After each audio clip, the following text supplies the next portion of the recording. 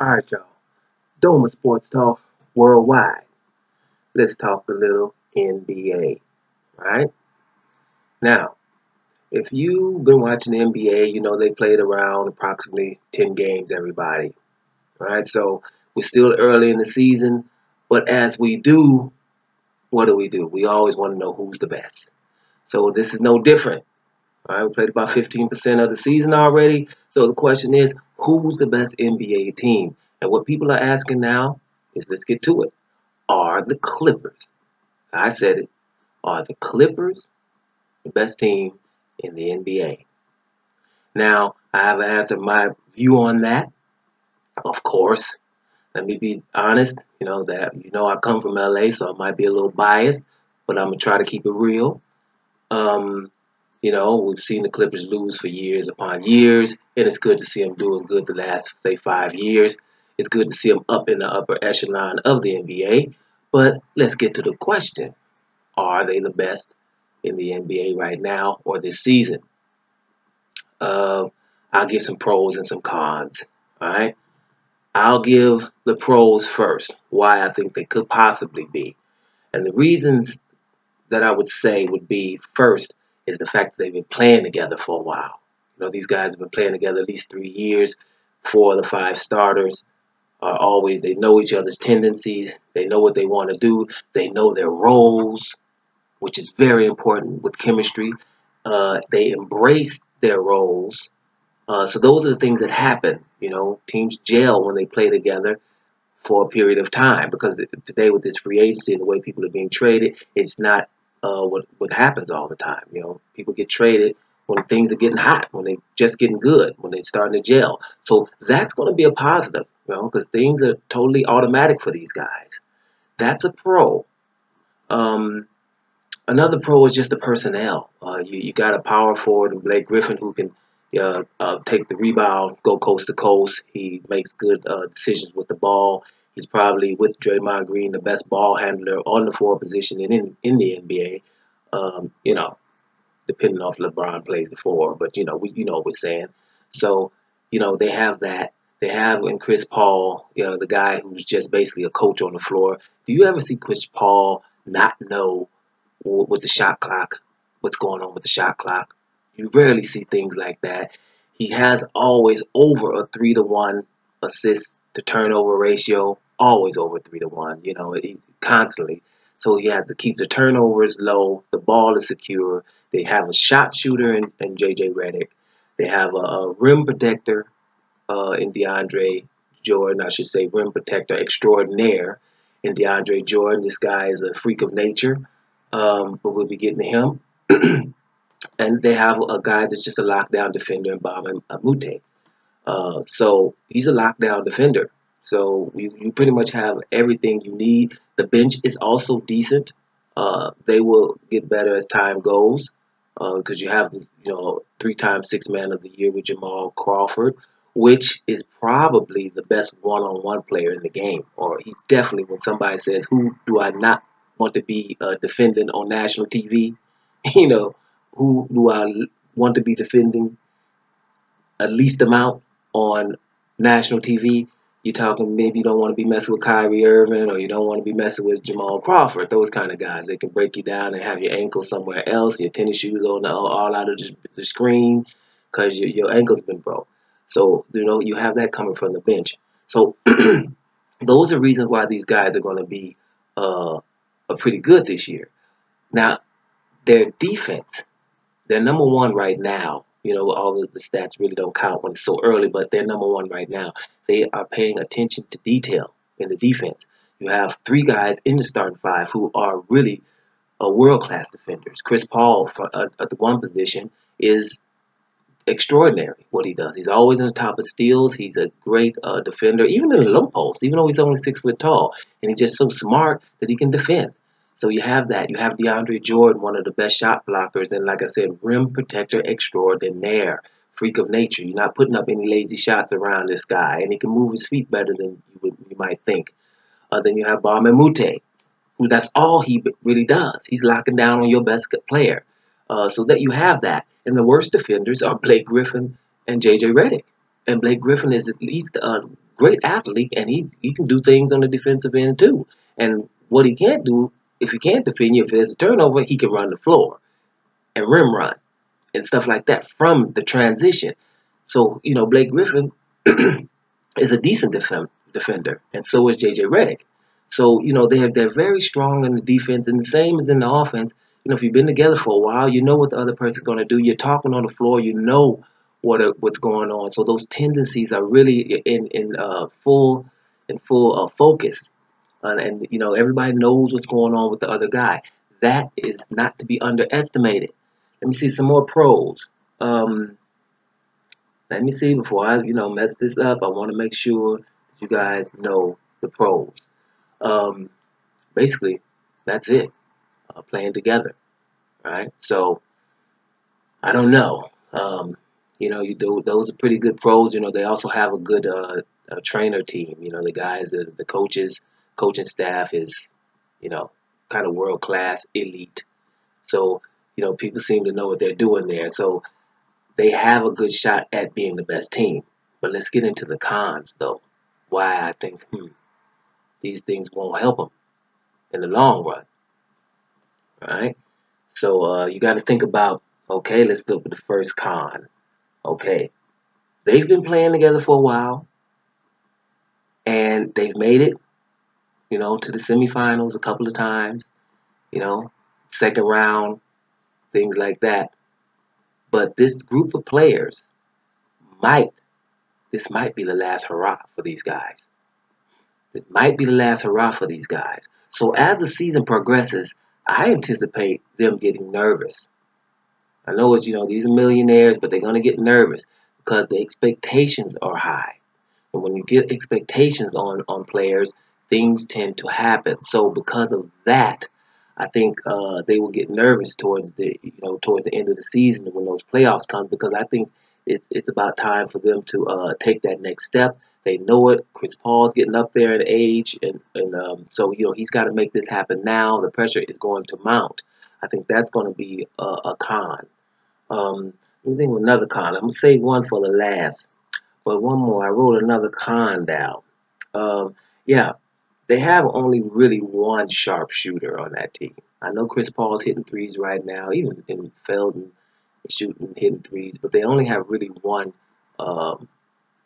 real sharpshooter, and that might be an issue going forward. Right? I know that's not that bad of one, but my next point is going to bring it to the forefront. And this is what my problem has been with them. Now, I told you I've only missed about 10 games from the Clippers in the last 4 years. I've been watching them since Blake Griffin has been there because I'm very interested in his development. I see him improving as a player every year. He brings something to his game. So that was very interesting when he came in. And those dunks over people, they get you interesting. So Lob City is in the house. I watch them religiously pretty much.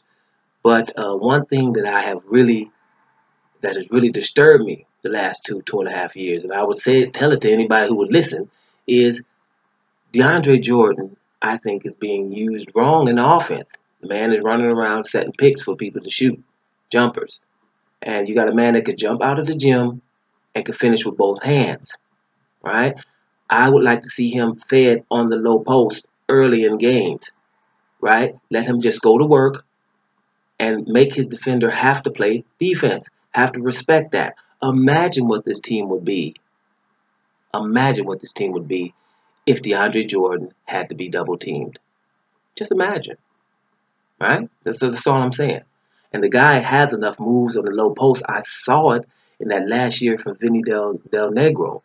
In the preseason and early in the season, he was thinking about this. But then Doc came in and, talked to DeAndre Jordan about being more of a Bill Russell type of player, worrying about defense. And he's done that. He's embraced that role, and he is the bomb. There's no doubt about it. But I think if you were able to incorporate him into the offense, especially early in games, I know he can't shoot free throws.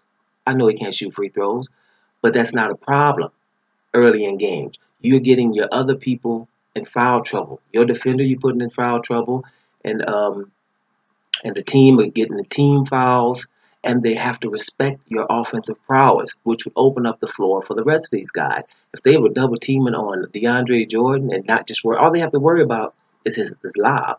So you get a lob. That's only 2 points. But he's not putting you in foul trouble, and we don't have to respect him on the defensive end, which means we can load up on these other guys.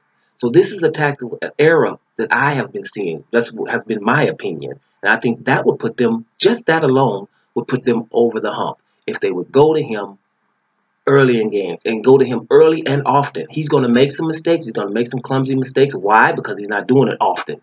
Get the man the ball who's supposed to get up there and block his shot. And he can drop step these guys and dunk on the drop step. He's got a jump hook with the left and the right. He's got it up and under. I've seen it. The only thing he doesn't have is a mid-range shot. Other than that, he has what he needs on the block and the athleticism to go with it. And like I said, he uses both of his hands. So therefore, you want to use that. Now, another con, and the last con is, I think behind DeAndre Jordan, there's no rim protection, right? You know, DeAndre Jordan, when he comes out of the game, you're going to probably replace him with Spades, which is good. Spades brings another element, you know. But I think what's going on with Spades, you got to be careful with these big guys when they can shoot from the outside. Shoot from the outside, but do not fall in love with shooting from the outside, right? The crowd gets up when Spades, you know, since he's been in Golden State, when he shoots a three, the crowd gets up, you know, because he taught himself to shoot threes. He was a mid-range shooter, and he taught himself, okay, well, you know, coach told him in Golden State, step back a little bit. You might as well hit a three if you're going to be out here shooting, and that's what happened. But I'll be honest with you guys, don't fall in love with it. You're still a big dude, post the dude up, get to the free throw line, get some easy baskets, right? And then maybe they don't step out. They forget for a second, boom, you have spot up open threes. But that's not all you should be doing. It's all about high percentage shots if you want to win, and if you want to be effective in the long run. So those are the cons, right? So we got a few pros and we got a few cons. And if you ask me, are the Clippers the best team in the NBA right now or this season? I'm going to probably have to go with still not yet, right? Not yet. We've got to see a few more games. I'm not going to disrespect Cleveland because of the simple fact they're 8-1, right? They're not 10-1 like the Clippers are, but they're 8-1. And the development in Cleveland to be careful of is they won last year, and Kevin Love wasn't really comfortable. For those who watch basketball, you have to understand Kevin Love has more of a game than hanging out at the three-point line. He has a total, complete game, actually. And if you're going to have him in the lineup, he's not a defensive guy, you know. So if you're going to have him in the lineup, then let's use him. And let's make sure he's able to use all his attributes. He's posted up. He has the up and under moves. He has mid-range game. And then let him step out a little bit. But let him do everything. He can score. He was a 25-12 guy in Minnesota. So you're 25-12, you know, on a team where you have other guys, is at least it can translate to a, you know, a 19-11, 19-10, something like that, 20-10. So he's going to be doing that. And I see that they're letting him loose a little bit in Cleveland. So, and they're the champions. So they should be the best team in the league until they start losing a few games. All right, they're only percentage points behind the Clippers. And another team that you just don't ever take out of your mind, don't ever forget, is the San Antonio Spurs. Because that's a team, it's a team ball. I think San Antonio losing Tim Duncan and replacing him with a Paul Gasol, an old Tim Duncan replaced with a older Paul Gasol, is a little upgrade. It's the same type of player, a smart player that knows the game, can protect the rim. If you throw up something there soft, he can still protect the rim. He's very, very intelligent, has a high basketball IQ. That fits right in Popovich's, in his scheme of things. So when they have him, and then they even have David Lee. You know, don't sleep on David Lee just because Draymond Green sent him out of Golden State. David Lee is still a very high quality player, and he also uses both hands when he takes somebody to the hole. He can finish with both hands. He has the mid-range game, makes his free throws. So that San Antonio, when it comes down to it, when it gets down to the nitty gritty, San Antonio will be there, right? And even though I've said openly that Golden State won't win more than 62 games, that doesn't mean that Golden State won't be the first place team, because I think you're going to win the West with about 62 or less games this year, because the West is just strong. It's a lot of teams down there that's going to be beating teams later in the season. Even when the Pelicans get healthy, they're going to be beating people. Minnesota's going to be beating people down there. Look, even the Lakers going to win a couple of games. So at the end of the day, um, I have to go with no, not yet, right? But keep your eye on the Clippers, because it looks good what they're doing. But let's hope that they can really get that ball down to DeAndre Jordan. If they can incorporate that, you will see me emphatically say, yes, they're the best team in the NBA. But until that happens, I'm going to always have a question mark. Like I said, because I have been watching them religiously, and I've been complaining about this for longest, so I might as well complain about it now. So I got to be real with y'all. No, not yet. All right, y'all. Doma Sports Talk Worldwide, and I'm up out of here.